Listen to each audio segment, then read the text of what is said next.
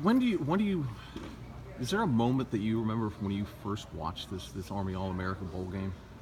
Yes, I was playing FBU. Actually, JT was on my team.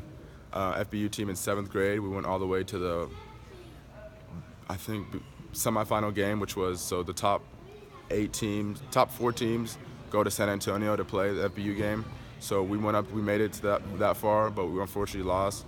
But then if you made it that far, they gave all the kids on the team and the coaches and the parents tickets to go to the Army All-American game. So that's the first time I ever saw them play live when I was in 7th grade. So you've had an opportunity to watch a few of these games since then, and have you had thoughts since then of having a strong desire to play in this game? Definitely, I think it was, when I looked at it in 7th grade, I didn't really understand the magnitude of it. I just knew it was a bunch of the top players in the country playing against each other.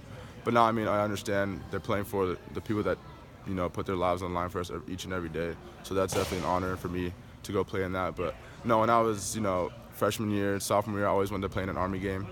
An All-American game. I didn't know whether it would be Army or Under Armour, but I finally knew that the Army game was right for me. So I was going to ask you, because your brother played in the Under Armour Yep. game. And so what put you over the top for this one? I really think the exposure that they have with NBC, I think, is huge for me. So that's one of the big reasons why I like the Army game.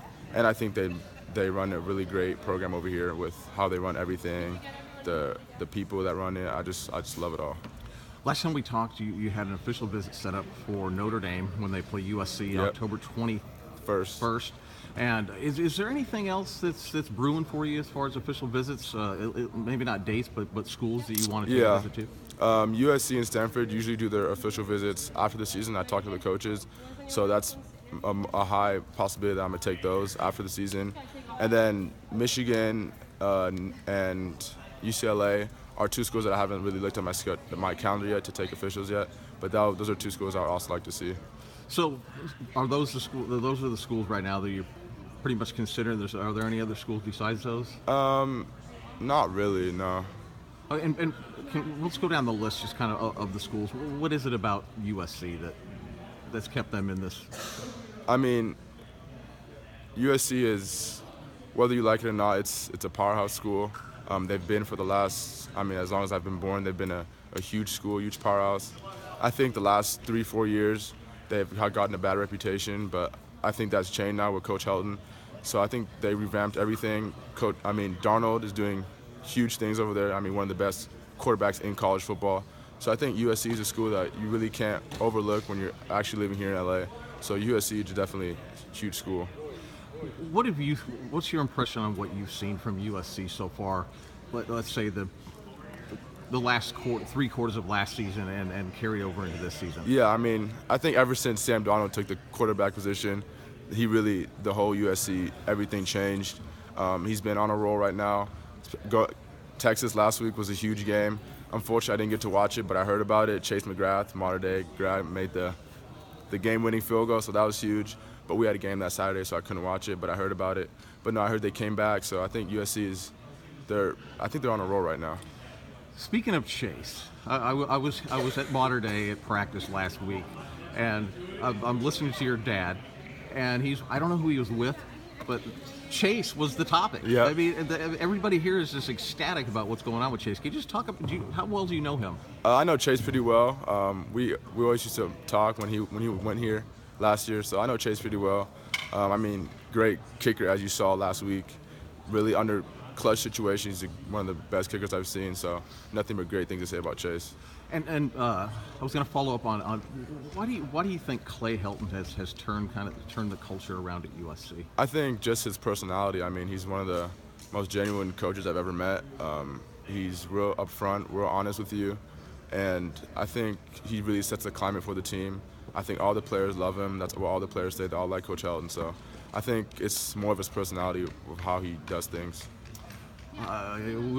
You've been asked probably 100 times about JT Daniels, his commitment to USC, and you're going to make your own decision. Yeah.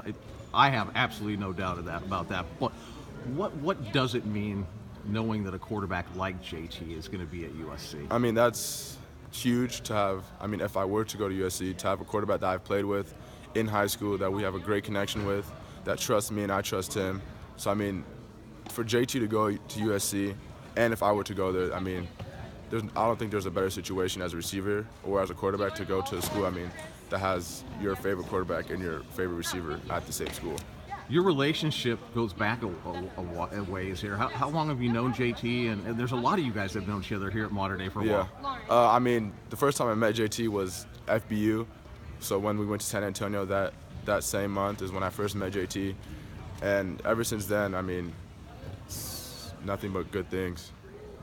All right. Well, with a school like UCLA, another local school, they've got another exceptionally talented quarterback that's ready to sign with them in February. Talk a little bit about Dorian.